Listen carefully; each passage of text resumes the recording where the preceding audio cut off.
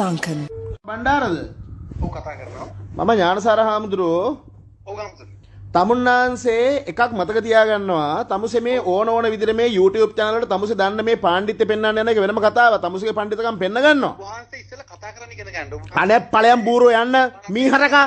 ඔබ දැනගනින් කන පුපුරන්න ගහනත් නොදන්න දේ කතා කරන පරයා. අනේ ඵලයන් බූරෝ යන්න. ඔබ එකක් මතක තියාගනින්. ඔබ දවසකවත් මෝඩයා. මේ ඔබ එකක් දැනගනින්. ඔබ කතා කරන්නේ මොන channel එකකට රටකට. තේරුණාද? අපි නිකන් මේ යකෝ මේ කරන අපි කරන රාජකාරිය මොකක්ද කියලා තේරුම් ගන්නවා ඉස්සලා තමුසේ. අවමතරමින් තමුසේ ඉස්සලා මූණට මූණ හම්බෙලා කතා කරනවා. පඬිතේ වගේ නොදන්න දේවල් කතා කරනවා. මූණ හම්බෙලා කතා කරනවා.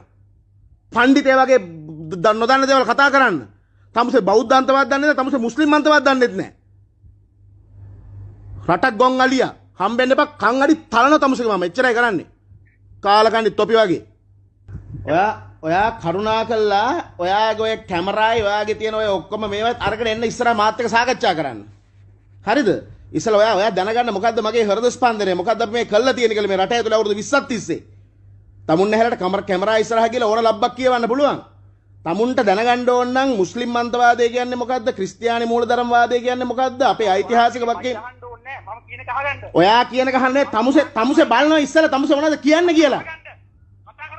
අනේ පළයන් පඩත් තෝ කවුද යකෝ මට එහෙම මේව කරන්න. උඹ මේ මහ ලොක්කෙක්ද උඹ? කතා කරන්න උඹ ඉගෙන ගන්න ඕනේ නෑ යකෝ අපි උඹ දැනගනින් එකක් දැනගනින් බූරුවා. බල්ලට බල්ලා කියනවා. මෝඩයට මෝඩය කියනවා. ඌරට ඌර කියනවා. තක්කඩියට තක්කඩිය කියනවා.